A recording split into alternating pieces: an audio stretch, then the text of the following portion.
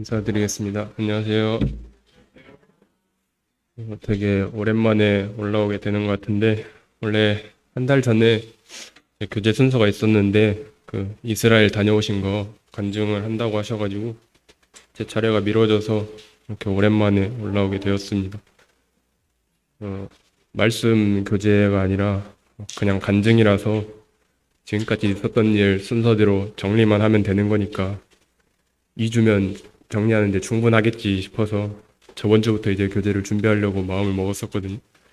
근데 저번 주에 영서 형제님이 저한테 선교지 후원을 위한 찬양의 밤을 오늘 이 시간에 할 것 같다.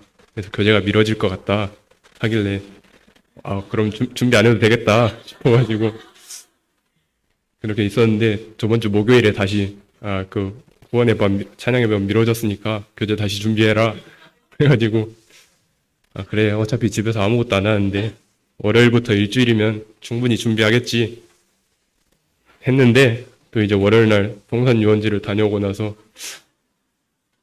독감이 유행이라고 하더라고요. 화요일부터 컨디션이 안 좋아져가지고 화요일 수요일은 내내 집에서 잠만 잤습니다. 밥 먹고 약 먹고 자고 일어나서 밥 먹고 약 먹고 자고 그래서 화요일 수요일 그렇게 보내고 그래서 교재 정리를 하나도 못하고 어제 저녁이랑 오늘 급하게 이제 대충 정리해가지고 제가 꼭 교제할 때 이렇게 컨디션이 안 좋아지는 경우가 좀 많은 것 같아요. 그래서 오늘도 컨디션도 안 좋은 관계로 짧게 간증하고 내려가도록 하겠습니다. 얼마 전에 저 뒤에 게시판 있는 데서 물을 마시고 있었는데 뒤에 그 사회표랑 말씀표가 붙어 있잖아요. 한 자매님이 그 표를 보시더니 곧 교재인데 어떤 내용 할 건지 미리 좀 알려달라 이렇게 말씀을 하시더라고요. 합격 간증해야죠 라고 말씀드렸더니 저번에 한 거 아니었어? 이러시더라고요. 그래서 저번에는 필기 합격이었고 이번에 그 가짜 합격이고 이제 최종 합격 간증해야 된다고 말씀을 드렸습니다. 그래서 이래서 합격하고 바로바로 해야 되는데 시간이 많이 지나긴 했지만 면접 본 거랑 최종 합격한 간증을 짧게 나누도록 하겠습니다. 저번에 이제 필기 합격한 거 간증하고 마지막에 면접을 위해서 기도 부탁까지 하고 내려갔었는데 그 뒤로 이제 솔직하게 말씀을 드리면은 면접 준비를 열심히 안 했습니다. 제가 제 생각에는 제 개인적인 육신적인 생각인데 어차피 합격하기 힘들 것 같아가지고 면접 열심히 준비했다가 떨어지면은 이거 마음만 더 아프고 괜히 헛수고한 것 같고 그러니까 적당히 준비해야겠다 생각하고 다른 사람들 얘기 들어보니까 뭐 면접 준비하는 학원 등록한 사람들도 있고 또 사람들끼리 모여가지고 면접 스터디 하는 사람들도 있고 아니면 정 아니면 이제 면접 책이라도 사서 이제 했더라고요. 근데 저는 그냥 인터넷 좀 뒤적뒤적하고 기출 문제 좀 보고 그다음 교육청 홈페이지 한번 들어가 보고 이렇게 대충 둘러보고 면접 준비를 마쳤습니다. 이제 주변에서 다른 성도님들이 더 걱정을 해주시더라고요. 면접 스터디 해야 되는 거 아니냐? 아니면 모의 면접 봐줄 테니까 필요하면 연락해라. 이렇게 연락을 계속 물어봐 주셨는데 너무 열심히 준비하면은 떨어졌을 때 마음 아프니까 이렇게만 하겠습니다 하고 대충 준비를 했습니다. 그리고 이제 면접을 보러 면접장에 갔는데 면접장에 그 줄 서 있는 사람들을 보니까 가방에 한 짐을 싸가지고 와가지고 가방에 막 자료나 책을 엄청 싸들고 그 같이 면접 스터디했던 사람들끼리 서로 질문하면서 면접을 준비하고 있더라고요. 저는 당연히 그 면접 대기하면서 그 자료를 못 보게 할 줄 알고 핸드폰에 지갑만 들고 이제 맨몸으로 갔거든요. 진짜 아무것도 없이 그냥 맨몸으로 갔는데 다른 사람들은 다 이렇게 책 보고 하고 있으니까 줄 서가지고 뻘쭘해서 핸드폰으로 이제 정리해놓은 거 살짝씩 보고 이제 대기하면서 어떡하지.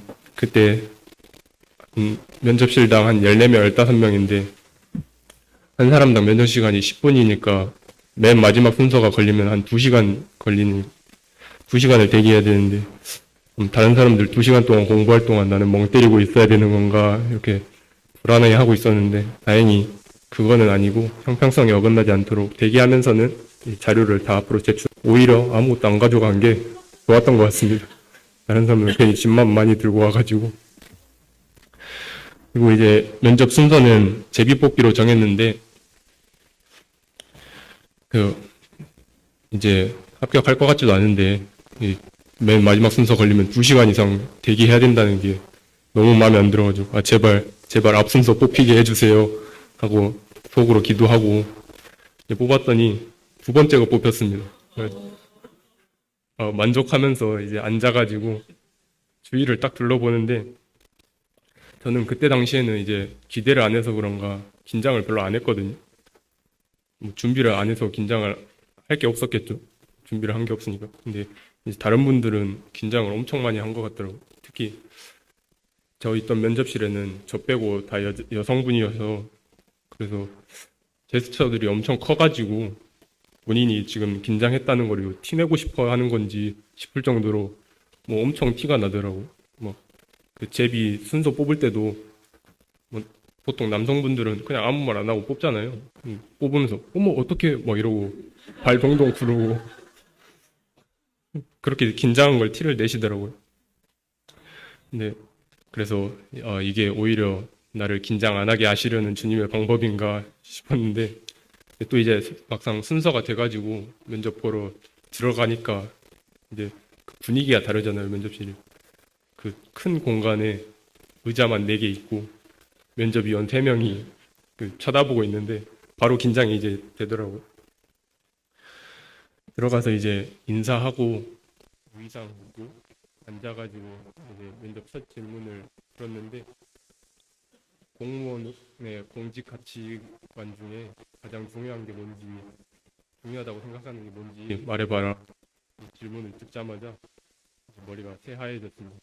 제가 이제 그래도 기본적인 거는 준비를 했다 생각했는데 제가 준비를 안 해가지고 아예 모르는 질문이기도 했고, 공무원으로서의 공직 가치 하면은 그 공무원 준비 안 하는 사람이 들어도 뭔가 기본적인 그 지식인 거잖아요. 근데 이 기본적인 걸 모르겠는 거예요.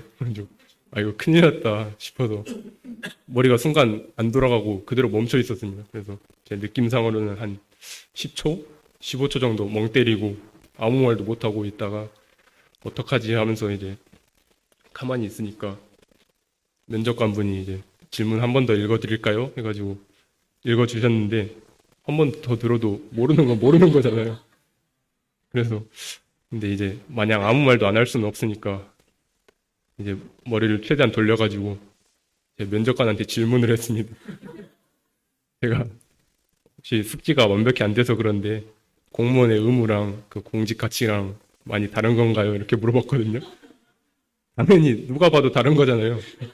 다른 건지 당연히 알고 있는데 제가 가지고 있는 지식 중에서 가장 비슷한 걸로 이제 질문을 했어요. 그랬더니 면접관이 알고 있는 대로 대답해 보세요. 이렇게 말씀하길래 그 공무원의 의무 중에 막 청렴의 의무, 친절 공정의 의무 이런 거 얘기하면서 청렴의 의무를 가장 중요하게 생각한다 이렇게 두리뭉실하게 얘기하고 나왔는데, 나중에 보니까 공직 가치도 비슷한 거더라고요.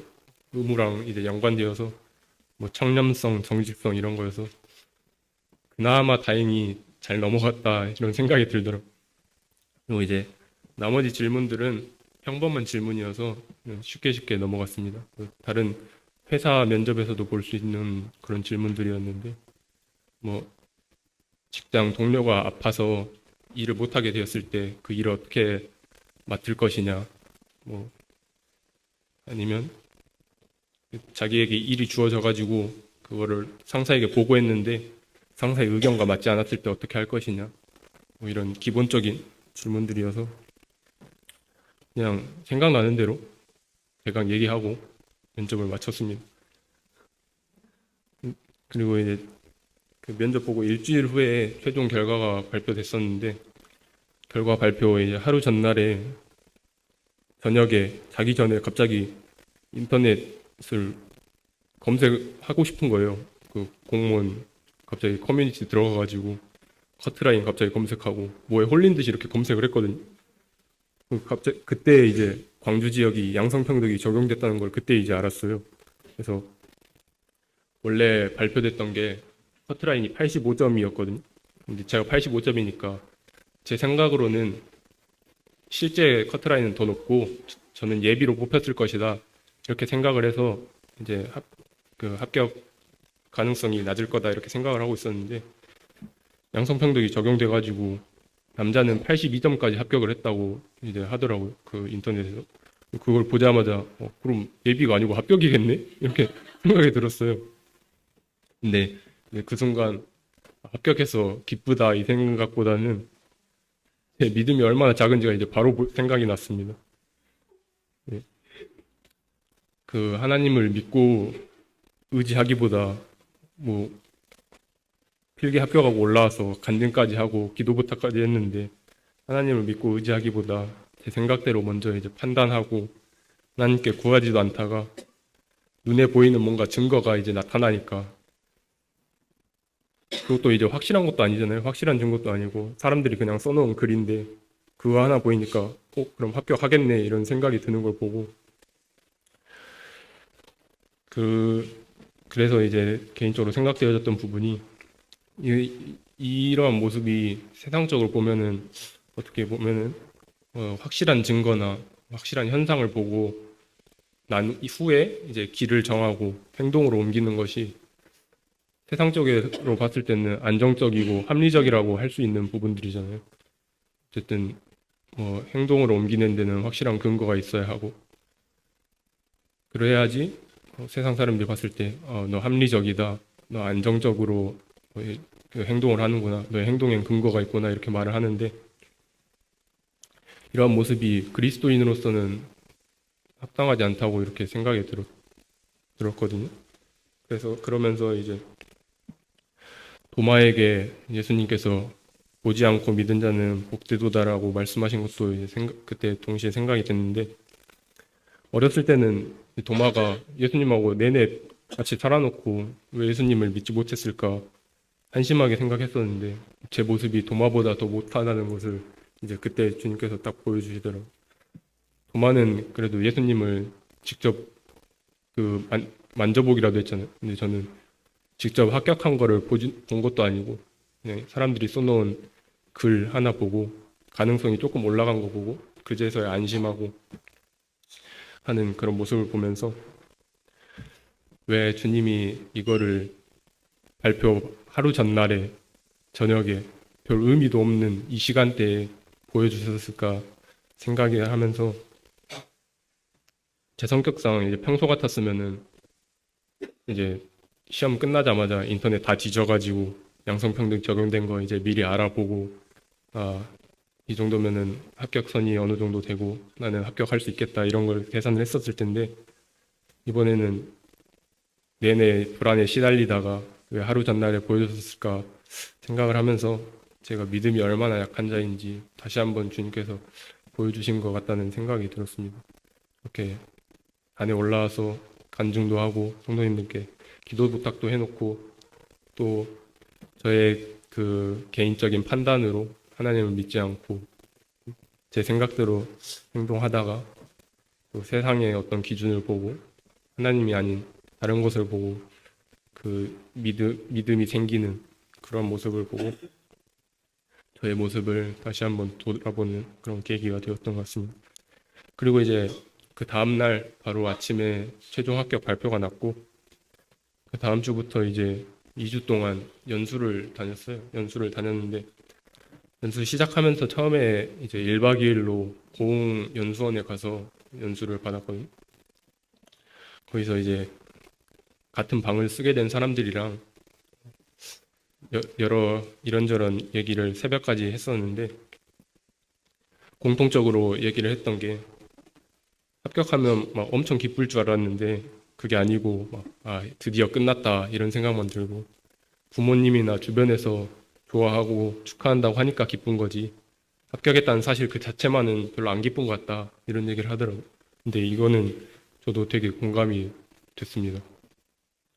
그리고 또 이제 다른 얘기 나온 거는 이제 안정된 직장도 생겼고 뭔가 여유도 갖춰졌으니까 여자친구를 사귀고 싶다 이런 얘기도 많이들 하더라고. 이런 얘기들을 들으면서 그 시간 속에서 이제 생각했던 게 역시 사람은 이 세상에서는 참된 기쁨을 찾지 못하고 자신을 채워줄 무언가를 계속해서 헤매면서 계속해서 찾아 헤매면서 사는구나 그런 존재구나라는 생각이 들었습니다.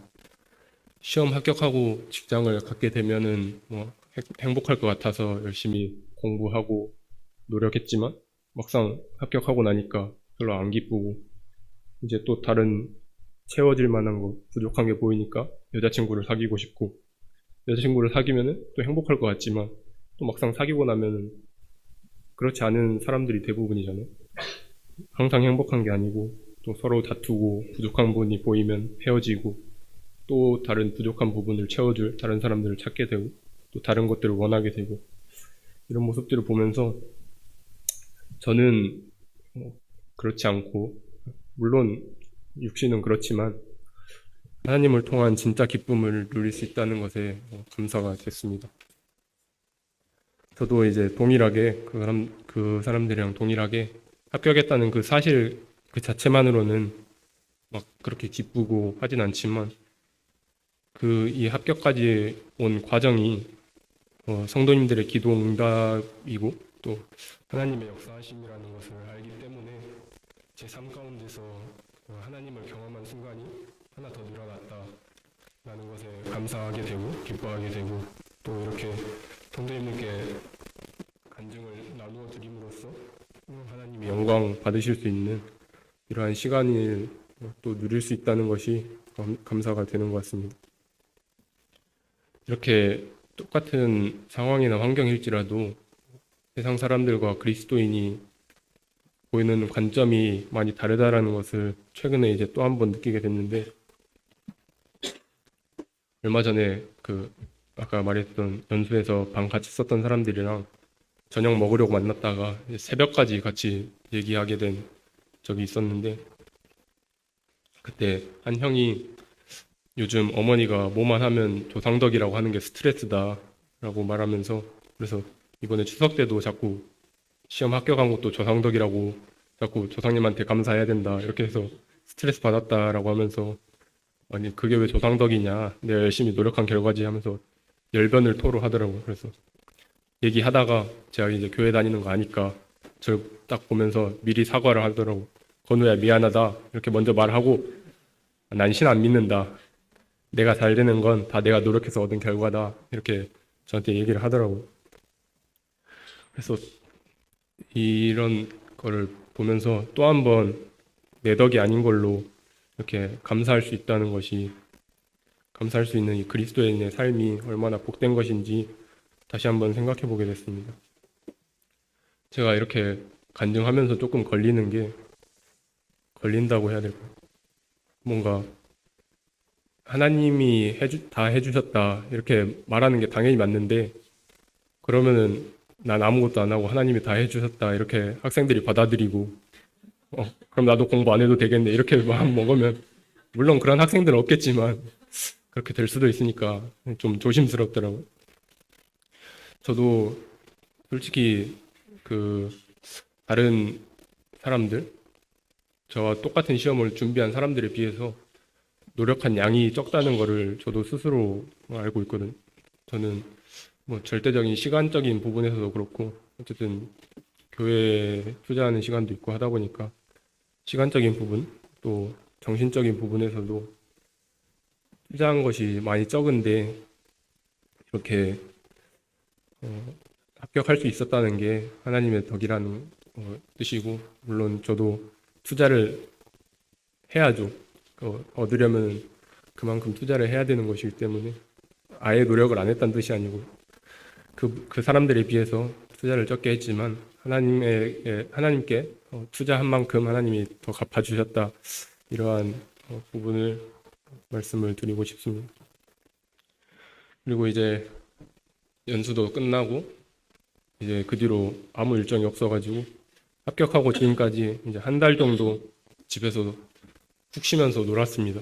근데 이제 이 시간이 노니까 시간이 되게 빨리 가더라고요. 벌써 한 달이 지났는데 이 시간이 얼마 안 남았다라는 게 생각이 됩니다. 이제 아마 지금 상황으로 봐서는 내년 1월에 발령이 날 것 같다라고 다들 얘기를 하더라고요.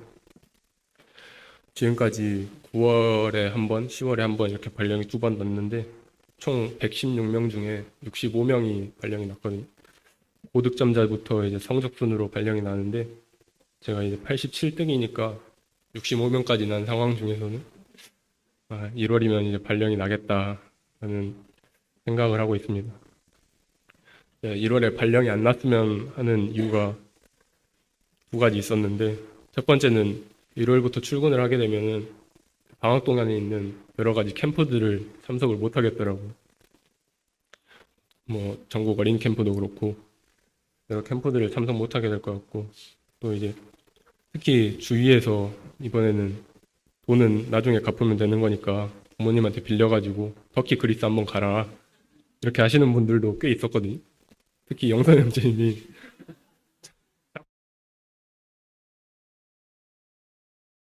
결혼도 빨리 하고 자꾸 저를 어디로 보내려고 하는데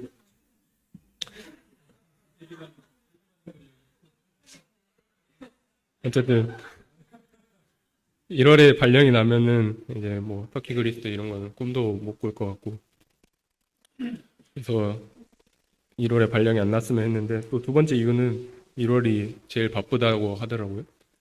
학교로 간다는 전제하에 뭐 전년도 회계도 결산해야 되고 새학기 준비도 해야 되고 원래보다 훨씬 바쁜데 이번에 그 아까 말씀드렸던 그 만나서 얘기했던 애 중에 9월에 발령 나서 학교에서 한 달간 일한 애가 있는데 그 애한테 이제 그 현실을 들었거든요. 직장의 현실을 들었는데 뭐 공무원이라는 게 다 알다시피 인수인 게 없다. 뭐 전임자가 다 떠나고 그 자리를 채우는 거니까 알아서 배워야 된다. 이제 그냥 정글에 떨어져 가지고 옆 학교에 물어보고 인터넷에 물어보고 그렇게 하면서 배워야 된다. 이렇게 말을 하더라고. 그렇게 이제 한 달을 살았는데도 내가 지금 뭘 하고 있는지, 뭘 해야 되는지 아직도 모르겠다. 이렇게 말을 하는데, 근데 그 친구도 이제 말하기를 1월에 발령 나면은 일도 더 많고, 모르는 것도 더 많고, 물어봐야 될 것도 더 많을 텐데, 이제 주변도 바쁘니까 물어보기도 더 눈치 보이고, 엄청 힘들 것 같다. 이렇게 얘기를 하더라고요. 이런 이유들 때문에 1월 발령은 피하고 싶었지만 하나님께 기도를 해야 하나 이런 생각이 들었어요. 제발 발령을 늦게 내게 해주세요. 이렇게 기도를 해야 되나. 근데 그렇게 하기에는 제가 이제 집에서 놀면서 신앙 상태가 많이 안 좋아져가지고 기도해도 안 들어주시겠다 이런 생각이 들더라고요. 제가 놀면서 신앙 상태를 돌아보게 된 게 제가 원래 그 일요일 날 예배를 준비하면서 그 핸드폰에 있는 메모장에다가 그 감사를 적거든요. 딱 적어가지고 준비를 하는데 그 한 달간 지금까지 놀았던 한 달간 그 기간 중에 그 메모장에 기록되어 있는 게 하나밖에 없더라고요. 지금까지 뭐 일요일마다 감사를 빼놓은 건 아닌데 그 뭐 부랴부랴 교회에 와서 준비한다든지 아니면 정말 진심으로 준비하는 마음으로 이렇게 준비한 게 아니라 대충 머릿속에 있는 거 정리해가지고 감사를 드린달지 그랬던 것 같아가지고 이래서라도 그냥 1월에 빨리 발령 나서 사회생활 하면서 하나님을 더 의지하는 법을 배우고 하는 게 하나님이 원하시는 방법이 아닐까라는 생각도 하게 됐고요. 그래서 이제 오늘도 이제 내려가기 전에 기도 부탁을 하나 드리고 내려가도록 하겠습니다. 1월 달에 이제 발령이 날 것 같은데 아무래도 그 인원이 적게 일하다 보니까 같이 일하는 인원이 최소 2명에서 최대 5명이라고 하더라고요. 그래서 그 행정실장 한 분 한 분 그 성격에 따라서 많이 좌우가 된다고 하던데, 아까 말한 그 친구 학교는 행정실장님이 완전 조용하고 개인주의여서 그 행정실 자체가 개인주의래요. 그래서 저는 그렇게 심각할 줄 몰랐거든요. 얘기 들어보니까 밥도 한 칸씩 떨어져서 먹고 밥 먹으면서도 얘기 안 하고 퇴근할 때도 이제 신입이니까 이제 좀 들어가 봐라 이렇게 할 수도 있는데 그런 얘기도 안 해주고 그냥 한 명씩 다 나간다래요. 그래서 출근한 첫날에는 자기 혼자 멍하니 앉아 있었대요. 다 나가가지고 그렇게 뭐 행정실장 한 분 성격에 따라서 좌지우지 된다고 하더라고요. 그래서 어딜 가나 만나는 사람이 제일 중요한 거니까 좋은 사람을 만날 수 있도록, 그래서 그 속에서도 제가 그리스도인의 향기를 드러내는 삶을 살 수 있도록 계속해서 기도해 주시면 감사하겠습니다. 이렇게 합격한 지 좀 오래되긴 했는데 합격 간증을 하게 됐는데 하면서도 되게 감사가 되는 것 같아요. 저는 뭐 아까도 말씀드렸다시피 뭐 다른 사람들에 비해서 되게 열심히 준비한 것도 아니고 솔직히 말하면 놀면서 했거든요. 다들 아시는 것처럼 시험 전주에도 이제 청년들이랑 담양 놀러 가가지고 담양에서 놀고 늦게까지 있다가 들어오고 그랬었는데 이렇게 하나님이 하셨다라고 간증할 수 있는 게 참 감사하고 복된 일인 것 같습니다. 그러면은 마치고 기도하고 다음 시간 갖도록 하겠습니다.